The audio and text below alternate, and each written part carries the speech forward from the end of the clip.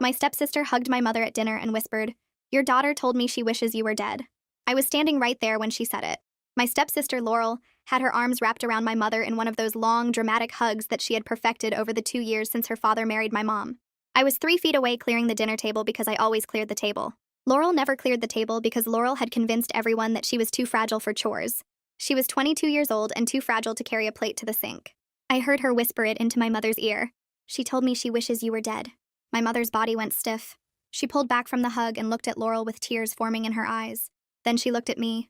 The look on her face was something I had never seen before. It was hurt and confusion and something that looked like fear. I asked what was wrong. My mother shook her head and walked out of the room without answering. Laurel watched her go with a sad expression that didn't reach her eyes. Then she turned to me and smiled. Just for a second. Just long enough for me to see it. Then the sad face came back and she followed my mother out of the kitchen. I stood there holding dirty dishes and trying to understand what had just happened. My mother avoided me for 3 days after that. She gave short answers when I asked her questions. She stopped sitting next to me on the couch during movie nights. She started closing her bedroom door when she saw me coming down the hallway. I asked her repeatedly what was wrong. She said nothing. She said she was just tired. She said I should spend more time with Laurel because Laurel really wanted us to be close. That was when I knew something was very wrong. My mother had never pushed me toward Laurel before because my mother knew I didn't like Laurel. I didn't like Laurel because Laurel was a liar. I had caught her in small lies since the day she moved in. She told her father that I ate the last of the ice cream when she had eaten it. She told my mother that I had insulted her outfit when I had said nothing. She told everyone that I refused to include her in plans when she was the one who declined every invitation. But those were small lies. Annoying lies. I never imagined she would tell a lie this big. I tried to talk to my mother again. I asked her directly if Laurel had said something about me. My mother started crying. She said she didn't want to talk about it. She said she just needed time. She said maybe I should stay with my father for a while. My parents had been divorced since I was 12. My father lived 40 minutes away, and I saw him every other weekend. My mother was suggesting I move out of my childhood home because of something Laurel had whispered in her ear. I went to find Laurel. She was in her bedroom, which used to be our guest room before she colonized it with pink curtains and fairy lights. I asked her what she told my mother. She looked at me with wide, innocent eyes and said she didn't know what I was talking about. I said I heard you whisper something at dinner. She said I must have misheard. I said I know you said something about me. She smiled again. That same smile from the kitchen. Then she said, maybe my mother was just finally seeing the real me. I asked what that meant. She said my mother had always wanted a daughter who appreciated her. She said my mother had always wanted someone who would stay close and take care of her and be her best friend. She said I was too independent and too distant and too focused on my own life. She said my mother deserved better. She said my mother deserved her. I told her she was insane. She said I was jealous. I left her room and went straight to my mother. I told her everything. I told her Laurel had been lying about me. I told her I never said I wished she was dead. I told her I loved her and I would never say anything like that. My mother looked at me with tired eyes and said Laurel had warned her I would deny it. She said Laurel had told her I would try to turn her against Laurel. She said Laurel had been so worried about telling her the truth because Laurel knew I would make her look like the bad guy. The trap was perfect. Laurel had set it up so that anything I said would only confirm what she had already planted. I was stuck. I moved in with my father that weekend. Not because I wanted to, but because my mother asked me to give her space. She said she needed time to process her feelings. She said maybe some distance would help our relationship. Laurel hugged me goodbye and said she hoped we could be close someday. My father was confused about why I had suddenly appeared with a suitcase. I told him everything. He believed me immediately because my father had never trusted Laurel. He said something about her eyes seemed empty. He was right. I stayed with my father for 2 months. During that time, I visited my mother twice. Both times Laurel was there hovering around her like a shadow. Both times my mother seemed distant and uncomfortable. Laurel had won. She had stolen my mother and there was nothing I could do about it. Then Laurel made a mistake. I walked into the campus coffee shop 3 days later because I needed caffeine before my afternoon class. The place smelled like burned espresso and cinnamon rolls. I was standing in line scrolling through my phone when someone tapped my shoulder. I turned around and saw a girl about my age with dark hair pulled back in a messy bun. She was staring at me with this weird expression like she recognized me but couldn't remember from where. She asked if I was Laurel's stepsister. I felt my stomach drop because nobody at the school knew about Laurel except my closest friends. I asked how she knew that. She said her name was Octavia and she used to be Laurel's roommate freshman year. She said Laurel showed her pictures of me back when they lived together. I said yes, I was the stepsister and asked how she was handling having Laurel in her life now. Octavia's face changed completely. She asked if we could sit down and talk. I forgot about my coffee and followed her to a corner table near the windows. She sat down across from me and folded her hands on the table. She asked how I was dealing with living with Laurel. I told her I wasn't living with Laurel anymore because I had moved in with my father. Octavia nodded like that made perfect sense. She said Laurel told everyone she transferred schools because of better academic opportunities. I said that's what Laurel told our family too. Octavia leaned forward and said that wasn't why Laurel left. She said Laurel left because Octavia and two other girls reported her to residential life for creating a hostile living situation. I felt my heart start beating faster. I asked what Laurel did. Octavia started talking and I just listened. She said Laurel was her roommate for exactly 4 months before Octavia requested an emergency room transfer. She said at first Laurel seemed sweet and friendly and a little shy. She said Laurel would make cookies and share them and always asked about Octavia's day. Then Octavia started dating this guy named John who lived on the 3rd floor. Laurel met John a few times when he came to pick Octavia up for dates. Octavia said John started acting weird after about a month. He would ask her strange questions about whether she really wanted to be with him. He would get upset over tiny things that never bothered him before. He accused her of complaining about him to her friends. Octavia had no idea what he was talking about. Then one night, John told her that Laurel had been texting him. Octavia pulled out her phone and showed me screenshots she still had saved. The messages were from Laurel to John saying that Octavia talked about him constantly in their dorm room. Laurel told John that Octavia called him controlling and boring. Laurel said Octavia only stayed with him because she didn't want to be alone. John believed it at first because why would Laurel lie? Octavia had to show John her actual text messages with her friends where she never said anything bad about him. She had to prove she wasn't the person Laurel described. John finally believed her when he saw the evidence. That's when Octavia realized something was very wrong with Laurel. She asked Laurel why she sent those messages. Laurel cried and said she misunderstood things Octavia said. She said she was just trying to help John see the truth. Octavia knew that was garbage. She went to talk to the girl who had Laurel as a roommate before her. That girl told Octavia the exact same thing happened with her younger sister. Laurel had whispered lies to the sister trying to turn her against the roommate. The pattern was identical. I asked Octavia if she would be willing to talk to my mother about what happened. Octavia said yes immediately. She said she felt guilty for not warning people about Laurel when she transferred. She said Laurel shouldn't get away with destroying families the way she destroyed friendships. I felt something shift in my chest. This was real evidence. This was proof that Laurel had done this before to other people. We exchanged phone numbers right there at the table. Octavia said to call her anytime and she would tell my mother everything. I thanked her about 6 times. I left the coffee shop without ever getting my coffee. I walked back to my father's apartment in a daze. I had the first real evidence that Laurel had a documented pattern of this exact behavior. I knew I had to be careful. I couldn't text or call Octavia from home because I didn't want Laurel seeing my phone and getting suspicious. I saved Octavia's number under a fake name. I made a note in my phone with everything Octavia told me. I wrote down the timeline and the details about John and the previous roommate. I had to document everything before I forgot any details. The next week, I spent every free minute reaching out to people from Laurel's past. Octavia had given me names and information. She told me about the girl who roomed with Laurel before her. Her name was Isadora Cross, and she was a year older than us. I found Isadora on social media and sent her a message explaining who I was. I said I was Laurel's stepsister and I needed to know what happened between them. Isadora responded within an hour. She said she had been waiting for someone from Laurel's family to reach out. She said she tried to warn Laurel's father about her behavior, but he never responded to her messages. Isadora and I met at a different coffee shop across town. She brought a notebook with her. She said she had been in therapy for 8 months dealing with trust issues because of what Laurel did. Isadora told me that Laurel roomed with her for 1 semester. During that time, Laurel systematically tried to alienate Isadora from her younger sister Kendall. Laurel would tell Kendall that Isadora complained about her constantly. Laurel said Isadora called Kendall annoying and immature. Laurel told Kendall that Isadora only pretended to care about her. Kendall believed it because she was only 17, and Laurel seemed so concerned and genuine. The sisters stopped talking for 3 months. Their relationship almost broke permanently. Isadora only figured out what happened when Kendall finally confronted her with specific quotes that Isadora never said. They realized together that all the quotes came from conversations with Laurel. Isadora was angry enough about what Laurel did that she offered to write a detailed statement about the manipulation tactics. She said she would testify if needed. She said Laurel was dangerous and she needed to be stopped. 2 weeks after meeting Octavia, I had statements from 3 different people describing Laurel's pattern. Octavia wrote everything down about John and the text messages. Isadora wrote a 4-page statement about Kendall and the sister relationship. I also found a third person through Isadora.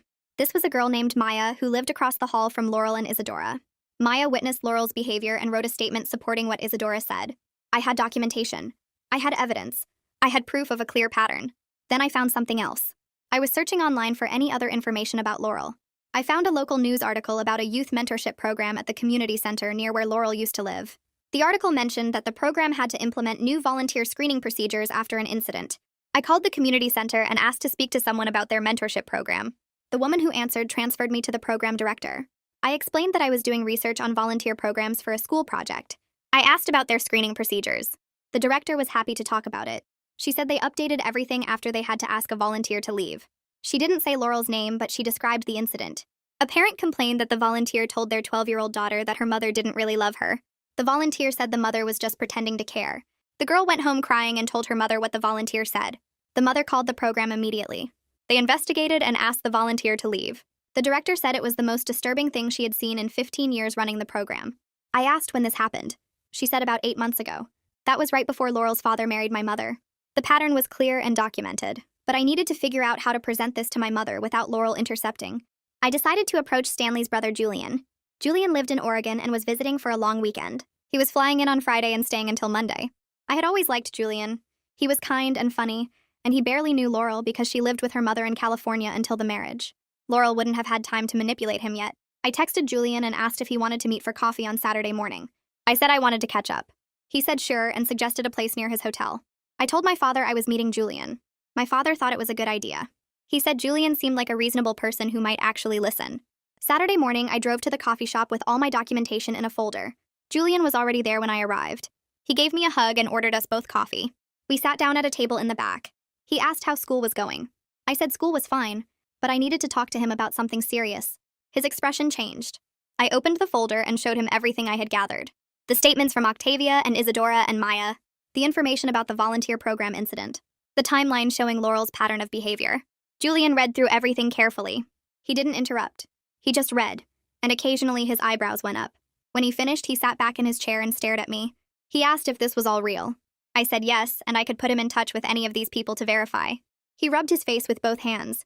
Julian said he was shocked, but he also wasn't completely surprised. He said he always found Laurel's helpless act a bit excessive, but he assumed it was just her personality. He said some people are just more dependent than others. I told him it wasn't about being dependent. I told him Laurel was deliberately manipulative and she targeted close relationships to destroy them. Julian asked what I wanted him to do. I said I needed him to observe Laurel carefully during his visit. I said I needed him to watch how she acts when she thinks nobody is paying attention. I said if he noticed anything concerning, he should talk to Stanley privately. Julian agreed. He said he would pay close attention. He promised to talk to Stanley if he saw anything that matched what I described. I felt relieved to have an ally inside the house who Laurel wouldn't suspect was watching her. We finished our coffee and Julian said he would text me after the weekend. I drove back to my father's apartment feeling like maybe things were finally starting to shift. Julian's visit happened over the next 3 days. He stayed at a hotel but spent most of his time at my mother's house with Stanley and Laurel. I got updates through text messages. Julian said everything seemed normal at first. Laurel was sweet and attentive. She made breakfast Sunday morning. She asked Julian about his life in Oregon. She seemed genuinely interested in his job and his hobbies. Then Sunday afternoon, something happened. Julian texted me that night with 3 exclamation points. He said he saw exactly what I described. He said Laurel made a critical mistake. He was sitting in the living room reading a book while my mother and Laurel were in the kitchen. Stanley was outside grilling chicken for dinner. My mother asked Laurel to grab something from the pantry. Laurel snapped at her with real anger in her voice. Julian said the tone was vicious. Laurel told my mother to get it herself because she wasn't a servant. My mother sounded shocked and hurt. Then Laurel seemed to remember Julian was in the next room. Julian said he watched through the doorway as Laurel's entire face transformed. The anger disappeared and the sweet, sad expression came back. Laurel apologized to my mother in this soft voice. She said she was just stressed about family stuff. She said she didn't mean to snap. My mother accepted the apology immediately. But Julian saw the whole thing. He saw Laurel's face change from cold to sweet in about 2 seconds. He texted me that he believed everything I told him. He said he would talk to Stanley before he left on Monday. Julian talked to Stanley privately Monday morning before his flight. He told me about it later over the phone. He said he sat Stanley down and showed him the statements I had gathered. He explained that Laurel had a documented history of this specific manipulation pattern with multiple people over several years. Stanley was defensive at first. He said those girls probably misunderstood Laurel. He said Laurel was sensitive and people sometimes took things the wrong way. Julian pressed him. He said this wasn't about misunderstanding. He said this was about a clear pattern of deliberate manipulation. He told Stanley about what he witnessed in the kitchen. He described how Laurel's face changed when she remembered he was watching. Stanley got quiet. Julian said Stanley looked like someone had punched him in the stomach. Stanley said he needed time to think about this. He said he needed to pay attention to things he might have missed. Julian told him that was fair, but he needed to actually investigate before dismissing it. Stanley agreed reluctantly. Julian could tell Stanley wanted to believe his daughter was innocent, but Julian planted the seed of doubt. That was all I needed. Laurel must have sensed something was wrong because she escalated fast. 2 days after Julian left, my mother called my father's house. She sounded upset and angry. She said she needed to talk to me immediately. I got on the phone and asked what was wrong. My mother said Laurel told her I had been sending threatening text messages. She said Laurel was afraid of me. She said Laurel showed her messages where I threatened to hurt her. My stomach dropped. I hadn't texted Laurel in over a month. I told my mother that wasn't true. My mother demanded to see my phone. She said she was coming over right now to check. I said fine, come over. I had nothing to hide. My mother showed up 20 minutes later. She was shaking. I handed her my phone unlocked. I told her to look at every message. She scrolled through everything. She checked my texts with Laurel. The last message was from 6 weeks ago saying okay when Laurel asked if I could move my stuff out of the bathroom. There was nothing threatening. There was barely anything at all. My mother looked confused. She asked where the threatening messages were. I said there weren't any because I never sent them. I asked what exactly Laurel claimed I said. My mother described messages that supposedly threatened to expose Laurel and ruin her life. Messages that said I would make sure everyone hated her. None of those messages existed on my phone. My mother sat down on the couch. She looked at my phone again. She looked at me. Something was finally breaking through. I didn't say anything at first. I just watched her face. She put my phone down on the couch cushion between us. Her hands were shaking a little. She asked me again what exactly Laurel had claimed I wrote. I told her Laurel said I sent messages threatening to expose her and ruin her life. My mother looked down at my phone again like maybe she had missed something. She picked it up and scrolled through the messages with Laurel one more time. There was nothing there except basic stuff about sharing the bathroom and dinner times. My mother asked if I had deleted anything. I said no and told her she could check my deleted messages folder if she wanted. She did. There was nothing in there either except some spam texts I had cleared out last week. My mother set the phone down again and covered her face with her hands. I asked her if Laurel showed her the actual messages or just told her about them. My mother said Laurel had been crying so hard that she couldn't get her phone to work properly. She said Laurel promised to show her the messages later, but she seemed so upset and scared that my mother believed her immediately. I asked if there was anything else going on with Laurel that seemed strange. My mother looked at me for a long time. She asked quietly if I knew something she didn't. I told her I had information, but I needed her to hear it from other people and not just me. I said if I told her everything right now, she might think I was making it up to defend myself. My mother asked what kind of information. I said information about Laurel doing this exact same thing to other people. My mother went very still. She asked what I meant by exact same thing. I said Laurel has a pattern of whispering lies to turn people against each other, and I could prove it. My mother asked how. I told her I needed to arrange a meeting with someone who knew Laurel before she moved in with us. Someone who had no reason to lie. My mother agreed, but she looked scared. I called Octavia that night after my mother left. I asked if she and Isadora could meet my mother somewhere neutral to explain what happened with Laurel. Octavia said yes immediately and suggested a coffee shop halfway between our houses. I told my mother the time and place, but I didn't tell Laurel or Stanley anything about it. My mother asked if she should tell Stanley where she was going. I said no, because Stanley might mention it to Laurel, and Laurel would find a way to stop it. My mother looked uncomfortable, but she agreed. 3 days later, my mother met Octavia and Isadora at the coffee shop. I went with her, but I sat at a different table so they could talk without me hovering. I watched from across the room while Octavia and Isadora spent 2 hours describing everything Laurel had done. I saw my mother's face change as they talked. She started out looking defensive and skeptical. Then she looked confused. Then she looked sick. Octavia was showing her something on her phone, and my mother put her hand over her mouth. Isadora was talking and gesturing, and my mother started crying. Not loud crying, but quiet tears running down her face. When they finished talking, my mother came over to my table. She didn't say anything. She just stood there looking at me like she was seeing me for the first time in months. I asked if she was okay. She shook her head. We left the coffee shop and sat in her car in the parking lot. She told me Octavia described the exact same pattern. The whispered lies. The preemptive warnings that the victim would deny everything. The way Laurel positioned herself as the caring friend who was just worried. My mother said Isadora's story was almost identical, except Laurel had targeted her relationship with her sister instead of a boyfriend. She said the volunteer program incident matched too. She said she felt like she was going to throw up. My mother came to my father's house that same night. It was late, and my father answered the door looking worried. My mother asked if she could talk to me. My father let her in and then went upstairs to give us privacy. My mother sat on the couch and started crying hard. She said she didn't know what to believe anymore. She said she was afraid she had made a horrible mistake. I sat next to her and didn't say anything for a minute. Then I went to my room and got the folder with all the documentation I had gathered. I brought it back and showed her everything. The statements from Octavia and Isadora. The incident report from the volunteer program. The timeline I had made showing when each incident happened. My mother read through everything slowly. She kept wiping her eyes. When she finished, she told me Laurel had been saying increasingly strange things about me over the past few weeks. She said Laurel claimed I was planning to move out permanently and never speak to my mother again. She said Laurel told her I had been talking to my father about getting my mother to sign over some family heirlooms early because I didn't trust her anymore. My mother said those things seemed extreme, but she trusted Laurel because Laurel seemed so genuinely worried and caring. She said Laurel would cry about how much she wanted us to be a real family. My mother asked me why she didn't see it. I told her Laurel was really good at this. I said she had been practicing on people for years. Stanley caught Laurel in a lie 4 days after my mother met with Octavia and Isadora. Julian had already gone back home, but he had talked to Stanley before he left. Stanley told my mother about it later. He said he started paying real attention to what Laurel was saying and doing. He said he asked Laurel where she had been that afternoon, and she told him she went to the library to study. He asked what she was studying, and she said psychology homework. He asked to see her assignment, and she said she left it at the library. He asked why she would leave her homework at the library, and she changed her story. She said actually she had been at a coffee shop, not the library. He asked which coffee shop, and she named one across town. He asked why she went all the way across town, and she got frustrated. She said she went to meet a friend. He asked which friend, and she said he wouldn't know them. He pressed her, and she got angry. She accused him of interrogating her like a criminal. She said he was taking my side against his own daughter. Stanley said her reaction was so extreme and out of proportion that he realized something was very wrong.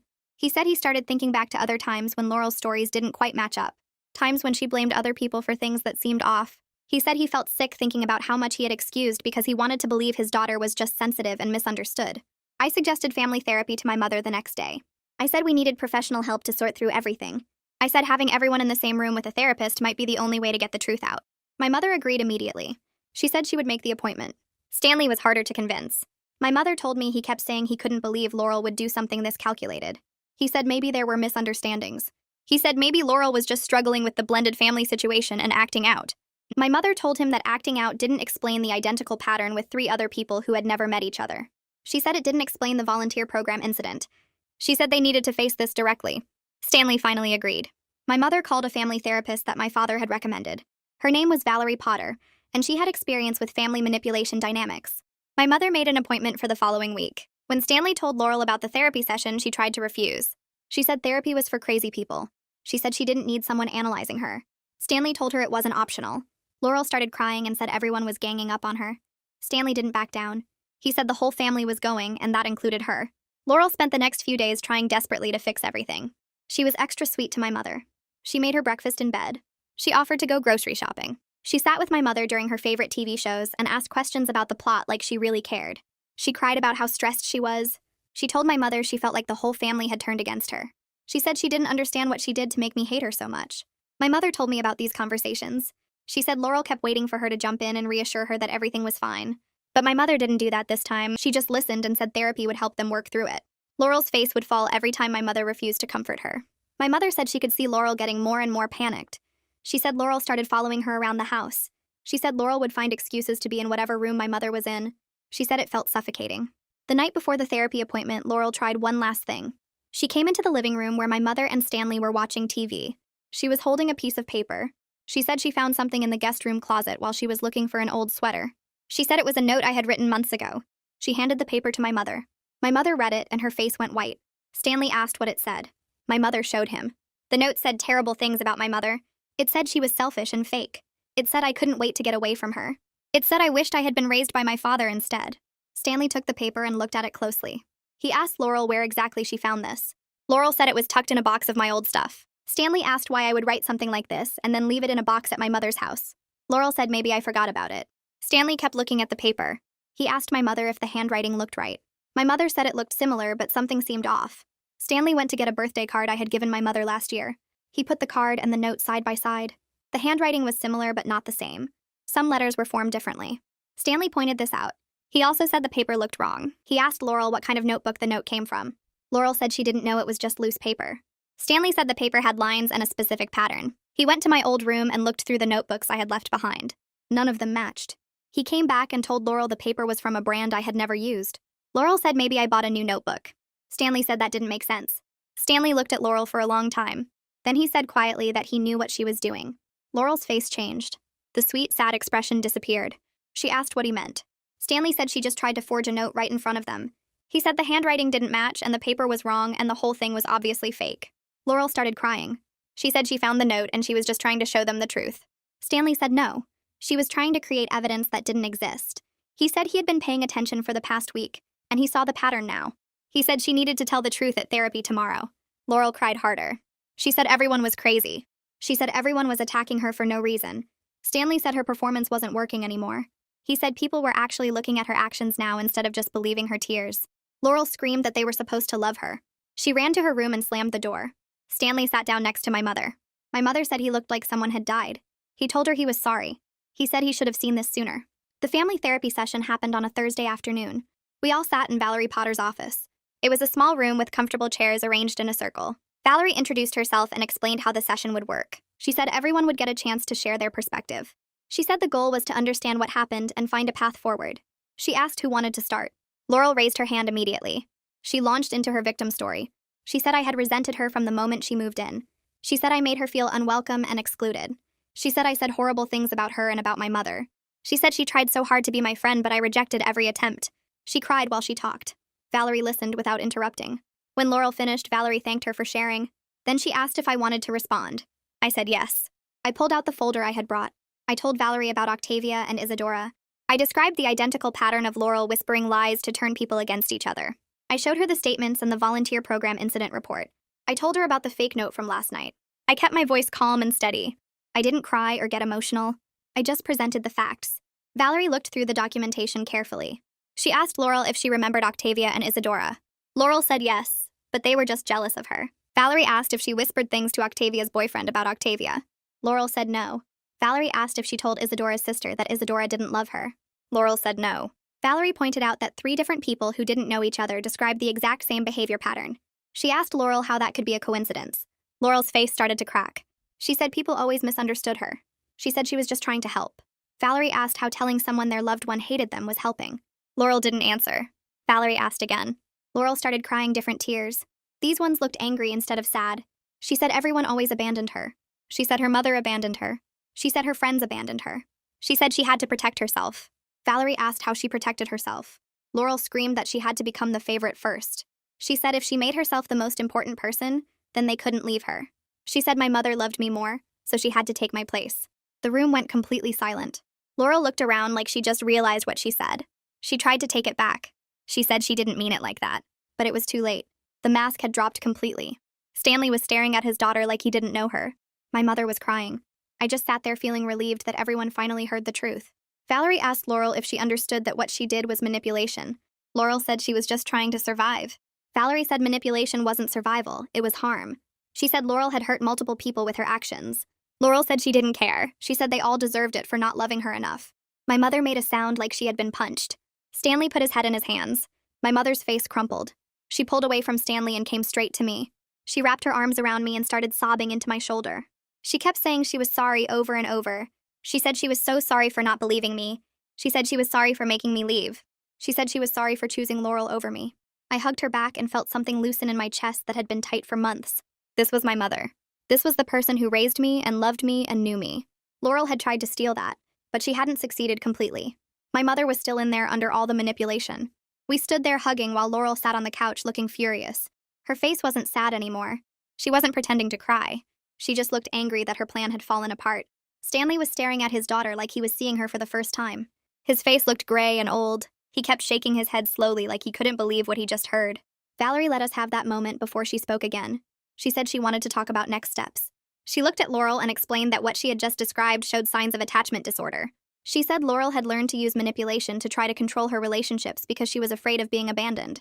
She said those patterns needed serious professional treatment. Laurel crossed her arms and said she didn't need treatment. Valerie said that wasn't optional if Laurel wanted to have healthy relationships in the future. She recommended intensive individual therapy at least twice a week with a specialist who dealt with attachment issues. Stanley nodded slowly. He said he would find someone and make sure Laurel went to every appointment. Then he looked at Laurel and said something I never expected to hear. He told her she needed to move back to her mother's house. Laurel's head snapped up. She started to protest, but Stanley held up his hand. He said the current living situation wasn't healthy for anyone. He said Laurel needed space to work on herself without the temptation to manipulate the people around her. Laurel said he was choosing them over his own daughter. Stanley's voice was firm when he answered. He said he loved her, but he wouldn't enable her hurting people anymore. He said she could get better, but she had to want to get better. He said living in our house and continuing to play games wasn't going to help her heal. 2 weeks later, I moved back home. Laurel had packed up her pink curtains and fairy lights and moved to her mother's place across town. She started therapy with a woman who specialized in personality disorders. Stanley drove her to appointments twice a week and checked in with the therapist regularly. My mother and I spent those first weeks back together having long conversations we should have had months ago. We talked about how the manipulation worked. We talked about why she was vulnerable to it. She explained that she wanted the blended family to work so badly that she ignored red flags. She said Laurel seemed so sweet and caring at first. She said Laurel knew exactly what to say to make her feel like the perfect stepmother. She said when Laurel told her I wished she was dead, it confirmed her worst fear that I resented the new marriage. I told her I understood why she believed it. I told her Laurel was good at what she did. I told her we needed to communicate better going forward instead of letting things build up. My mother agreed. She said she should have talked to me directly instead of pulling away.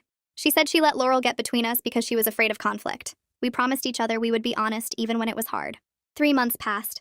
My relationship with my mother was stronger than it had been before any of this happened. We learned to talk openly about difficult things instead of avoiding them. We didn't pretend everything was perfect. We acknowledged when we were upset or confused. We asked questions instead of making assumptions. Stanley and my mother were in couples therapy working through the breach of trust. Stanley felt guilty for bringing Laurel into our lives. My mother felt guilty for not protecting me. They were learning to forgive themselves and each other. Stanley maintained boundaries with Laurel while supporting her treatment from a distance. He talked to her therapist regularly. He visited her once a week for supervised meetings. He didn't let her move back home. Laurel was making slow progress in therapy according to her treatment team. She was starting to understand how her behavior hurt people. She had a long way to go. I was back in my childhood home sleeping in my own room. The family would never be what we hoped when Stanley and my mother got married. We wouldn't have happy blended family dinners with everyone getting along. But we had something more real now. We had honest conversations and clear boundaries. We had trust that came from working through hard things together instead of pretending they didn't exist. Laurel's manufactured version of our family had been all performance and no substance. What we built after everything fell apart felt solid in a way her version never did.